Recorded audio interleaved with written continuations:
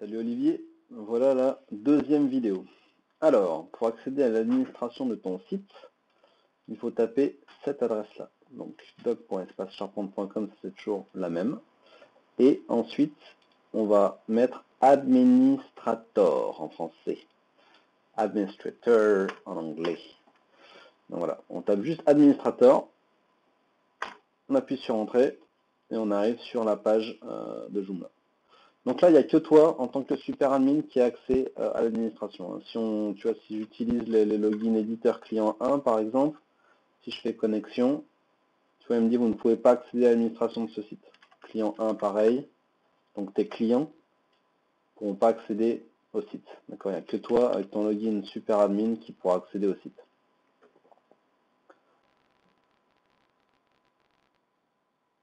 Donc, on fait connexion et on arrive sur la page d'administration de Joomla.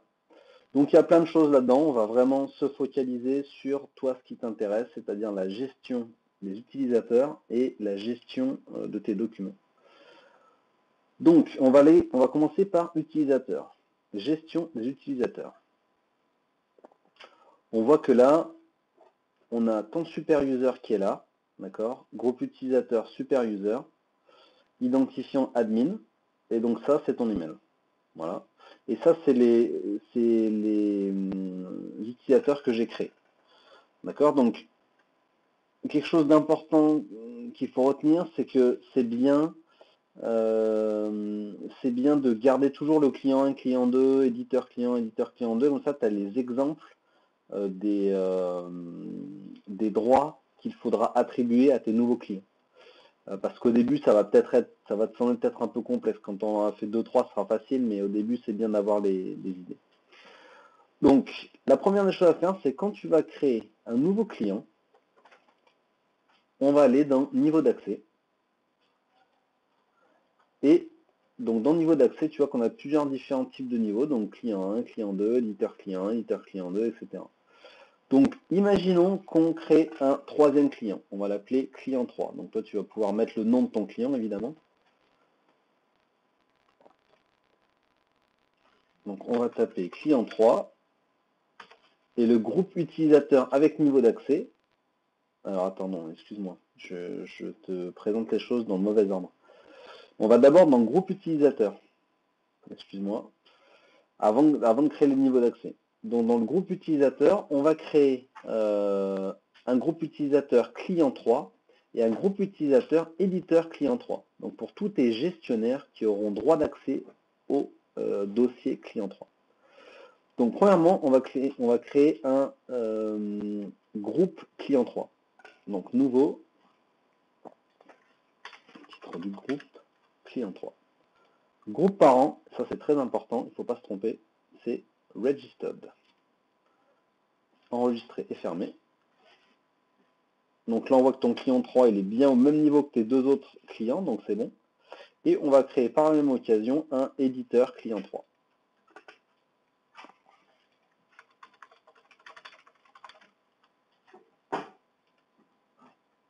On va prendre le groupe parent éditeur de documents.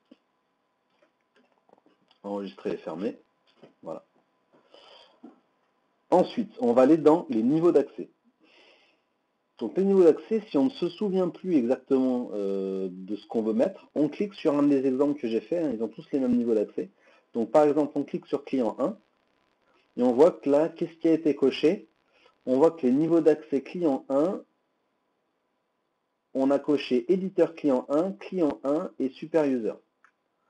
Donc ça veut dire qu'en gros, tous les groupes d'utilisateurs super user client 1 et éditeur client 1 auront le niveau d'accès forcément client 1.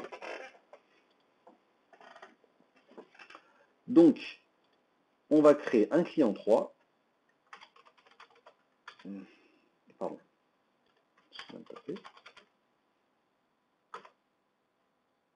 Et donc on va cocher éditeur client 3 et super user. Enregistré et fermé. Donc ça va être un niveau d'accès particulier. Et on va recréer la même chose pour éditeur client 1. Alors là, on va cliquer sur celui-là, on va aller voir ce que j'ai mis. Et là, on voit qu'on a juste coché une seule ligne, éditeur client 1, par exemple. Donc là, ça va être très facile. On va faire nouveau. Éditeur client 3. Et on va cocher éditeur client 3. Voilà. Donc maintenant, on a créé notre nouveau groupe d'utilisateurs et notre nouveau niveau d'accès. Maintenant, on va créer les utilisateurs en eux-mêmes. Donc ça va être les logins et les passwords que tu vas pouvoir donner à tes clients. Donc on va aller dans utilisateur et on va créer un nouvel utilisateur. Hop. Alors avant de cliquer sur nouveau, en fait, je suis en train de penser, hop, c'est bien de regarder les groupes d'utilisateurs que j'ai déjà affectés ici. Donc là, on voit que le client 1 et client 2, j'ai affecté les groupes Registered et client 1. Donc on va essayer de faire pareil pour le troisième client qu'on va créer. Donc nouveau, nom, on va l'appeler client 3. Identifiant, et ben là tu vas donner le nom de ton client. Donc moi je vais mettre client 3. Pour l'exemple, je vais mettre le mot de passe client 3. Hop. Là tu vas mettre probablement l'email de ton client. Donc on va mettre voilà, on va mettre n'importe quoi, hein, demi.com. En dessous, on n'a rien besoin de noter. Donc là, on laisse comme ça. Ensuite, on va cliquer sur l'onglet attribuer cet utilisateur un ou plusieurs groupes. Et donc là, Registered, il est coché par défaut. On va cliquer client 3 également. Enregistrer et fermer. Ah oui, l'adresse mail est déjà enregistrée parce que j'ai déjà utilisé cette adresse. Donc, on va mettre voilà. Hop, enregistrer et fermer. Donc là, on a notre client 3, donc qui va correspondre à une personne chez ton client, hein, qui va avoir donc les accès client 3 et registered. Tu vas comprendre après à quoi ça va servir. Et on peut créer un nouvel utilisateur qui va s'appeler par exemple éditeur client 3, qui va avoir accès uniquement au dossier du client 3. Maintenant, si tu as des gestionnaires de projets chez toi qui doivent accéder à, par exemple, si tu as un gars qui doit accéder à client 1 et client 3, mais pas à client 2, parce que tu ne veux pas qu'il supprime malencontreusement un dossier du client 2 ou qu'il ne gère pas ce client. Tu vas pouvoir créer un nouveau dossier, un nouvel utilisateur, appelons-le Jean, par exemple, identifiant Jean, mot de passe, on va l'appeler Jean, confirmation Jean, email jean@espacecharpente.fr par exemple, et toi tu veux lui donner accès au client 1 et au client 3. Donc c'est ça qu'il faut que tu coches. Il faut que tu coches éditeur client 1, éditeur client 3. Donc ça veut dire que Jean il va pouvoir accéder au client 1 et au client 3. On enregistre et on ferme. Et donc là, on voit bien que Jean, donc là c'est groupe multiple, hein, si tu veux avoir le détail, pardon, tu cliques là-dessus et on aura accès au détail de la gestion des utilisateurs, la gestion des droits. Pardon. Voilà, donc ça c'est pour la gestion des utilisateurs. Ensuite, on va passer à la gestion des documents. Donc on va dans Composants et on va dans Docman, le fameux composant. Donc là, on voit les dossiers, les fichiers qui ont déjà été postés. Donc tu vois qu'il y a plein d'informations utiles.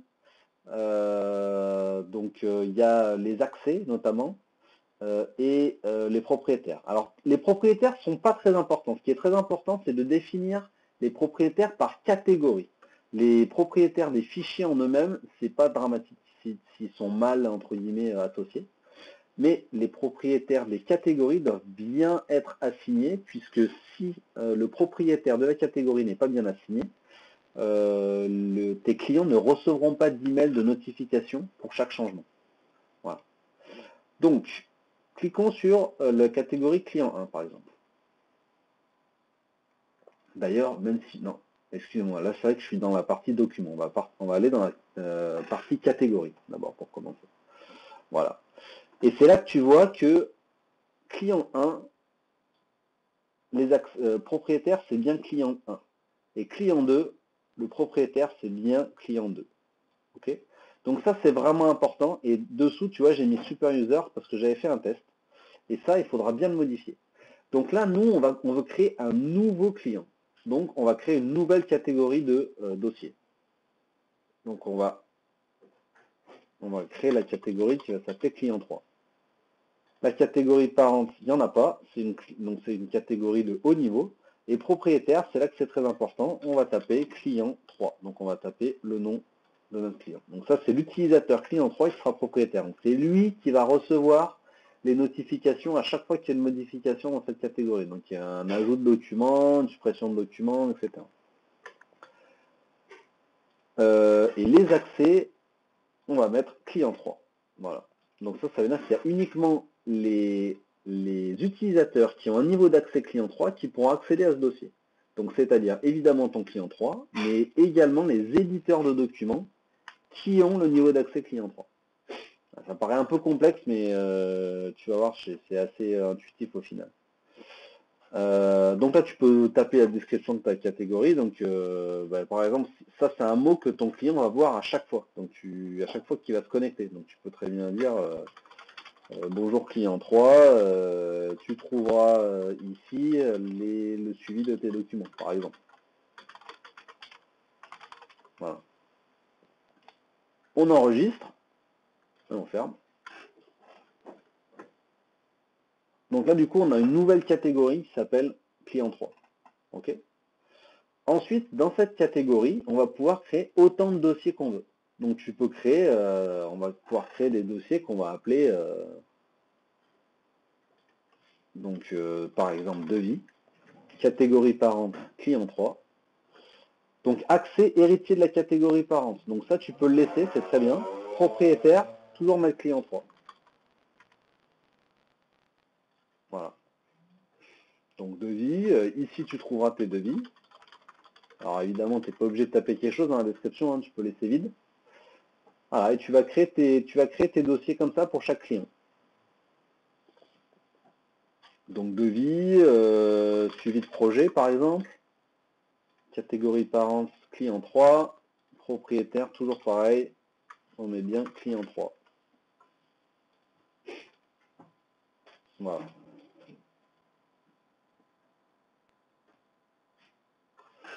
Donc là on a nos deux dossiers, et ensuite toi, tu vas pouvoir ajouter ou supprimer des fichiers directement depuis cette option. Donc tu peux le faire évidemment depuis l'administration de Joomla, tu peux aussi le faire via ton login sur la partie front-end, donc la partie visible pour tes utilisateurs. Hop, déconnexion.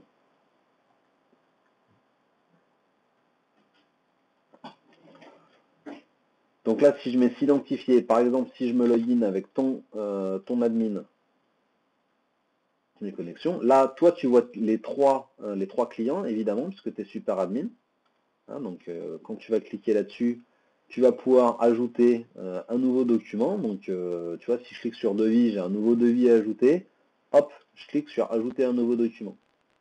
Et puis là, pareil que tout à l'heure, donc j'ajoute mon devis. Voilà. Tu vas pouvoir également faire ça à partir de... donc si par exemple je me connecte avec Jean, on va essayer Jean. Hop. Donc Jean, lui, il a accès normalement, si j'ai bien fait les choses, au client 1 et au client 3. Donc on se connecte. Et donc là, on a bien les dossiers 1, client 1, le dossier client 3. Okay, donc lui, il va pouvoir modifier tout ce qu'il veut dans client 1 et client 3. Donc, bon, bah, là, on n'a pas de document encore, d'accord, mais si on veut revenir au tout en haut, suivi documentaire, client 1, voilà. Là, on peut supprimer aussi, j'ai pas montré tout à l'heure, hein, mais on peut supprimer des fichiers. Donc, si celui-là, par exemple, il n'est plus du tout d'actualité, hop, je supprime. Voilà. Et d'ailleurs, je peux te montrer, hop, je reçois, lorsque je supprime un document, hop, le document qui a été supprimé de votre dossier espace charpente. Voilà. Donc ça marche plutôt pas mal, quoi.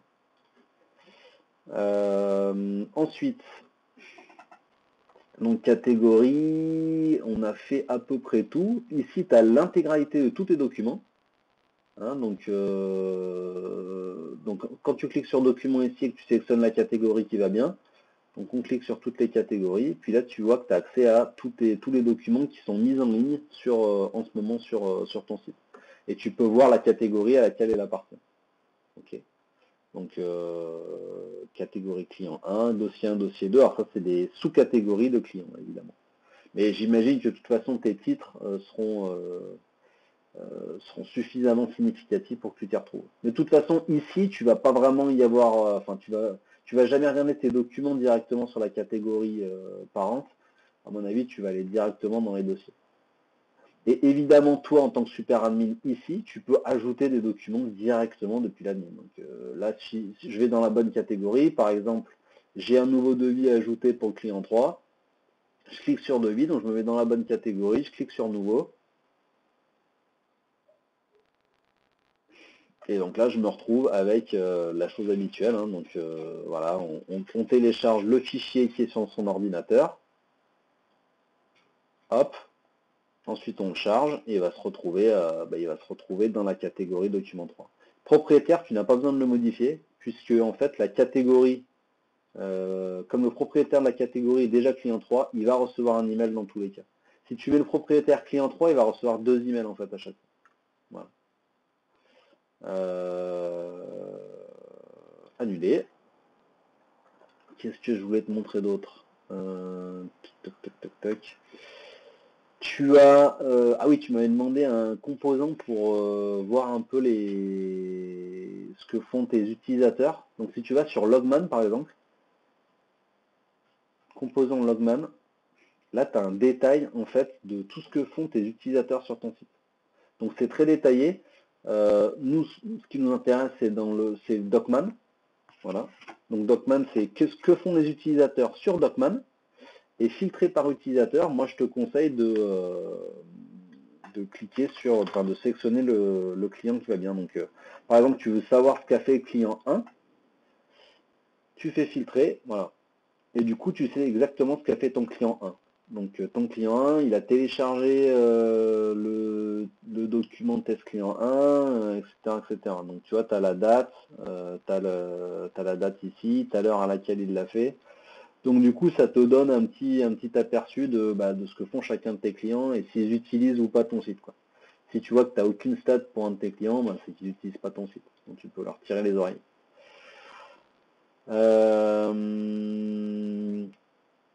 Ah oui, alors j'avais une petite astuce. Si par exemple tu veux envoyer, par exemple, parce que la notification, le problème c'est qu'on ne peut mettre qu'un seul propriétaire par catégorie. Donc imaginons que chez ton client, tu as 3 personnes que tu veux prévenir à chaque fois que tu modifies un dossier. C'est possible, je crois que tu me l'avais demandé. Donc pour ça, il va falloir créer ce qu'on appelle un alias. Okay. Donc pour créer un alias,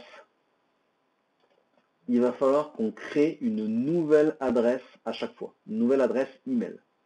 Alors, c'est pas très complexe, mais il faut l'avoir fait une fois. Imaginons par exemple que tu es un client, on va l'appeler client 3. Chez ton client 3, tu as 3 emails, tu vas envoyer une notification à 3 emails séparés à chaque fois. Pour faire ça, on va aller dans ce qu'on appelle le cPanel de ton serveur. Donc ça, c'est l'adresse de ton cPanel, espacecharpente.com 2.2082. Cliquez, tu vas mettre ton username, ton password, login.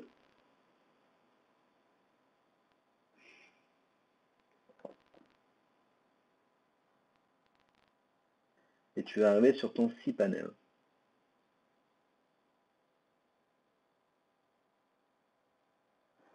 S'il veut bien se charger.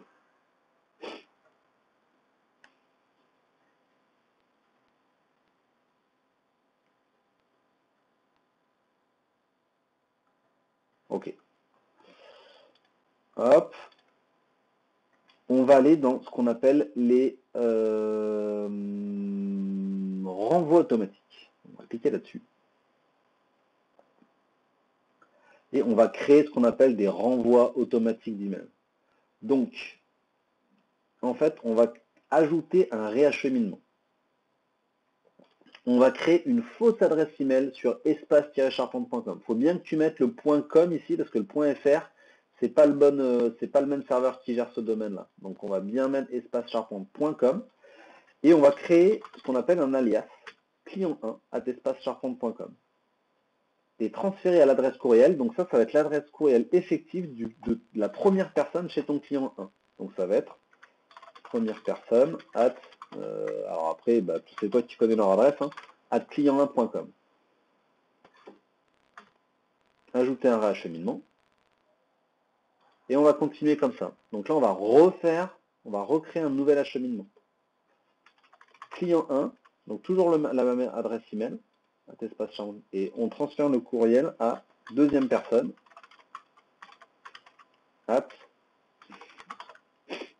client1.